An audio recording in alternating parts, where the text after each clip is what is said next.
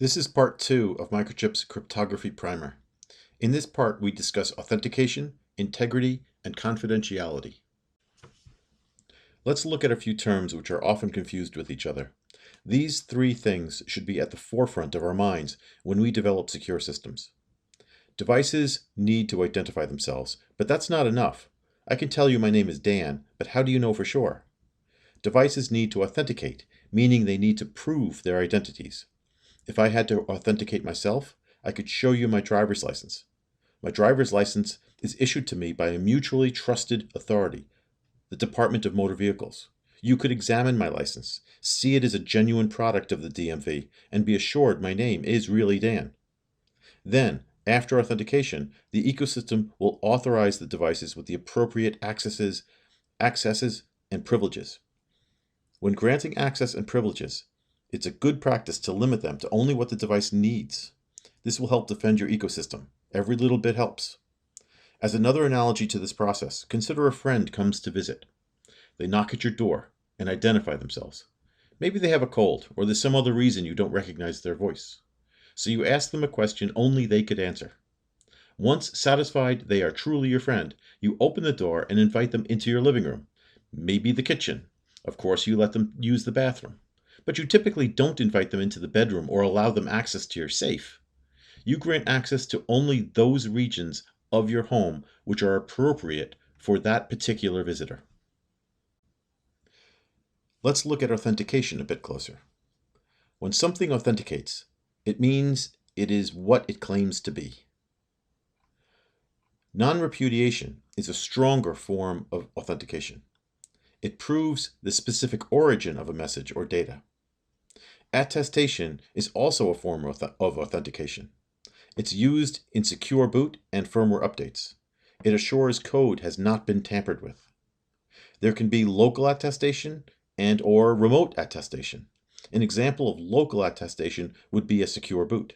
An example of remote attestation is a remote host asking the device for proof it's still running 100% genuine code. We'll get into the mechanisms for attestation later in this presentation. The priority of cryptographic functions. CIA is often used as a mnemonic memory aid for the trilogy of security, which is confidentiality, integrity, and authentication. It makes sense. CIA makes us think of the Central Intelligence Agency. Central Intelligence Agency makes us think of security. By the way, you may have heard CIA defined as confidentiality, integrity, and availability. Availability is used when speaking in terms of cybersecurity. We use authentication when in the context of hardware-enforced embedded security.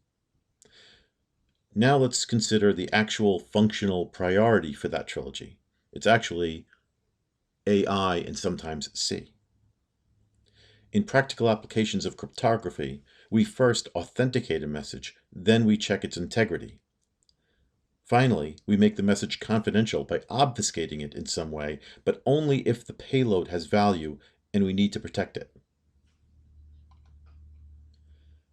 True security is most often attained by applying only the first two, authentication and integrity. Confidentiality is actually optional. Think about a networked lighting system where a lighting fixture takes commands from a controller. If the fixture can trust a message came from its controller and nowhere else, and if the fixture can verify the integrity of that message, does it really matter if the actual command was in the clear?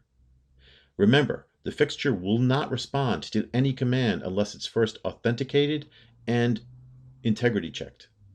It needs to make sure it came from its controller and verifies the integrity of the message is whole, it has not been tampered with. So do we really need to encrypt the message? Maybe, maybe not. It's optional. It depends on whether the message payload is valuable or if it compromises security in any way. If the message payload is valuable or compromises security, then of course the message should be obfuscated from prying eyes. Many people equate encryption with security. It is not security. It's part of security. We need more to enable security. Encryption is actually the least important element of security in many situations.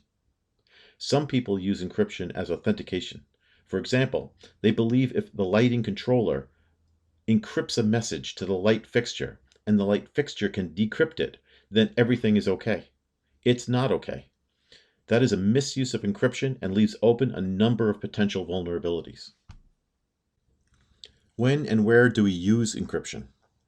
When encryption is called for, it should be used everywhere.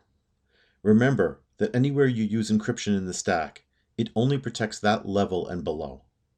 A common mistake people make is relying on TLS for the application security. TLS protects data in motion. It does nothing to protect the application layer. If someone hacks your application, they will have access to your data in the clear. Thanks for watching Microchip Channels, and I hope you learned more about embedded security.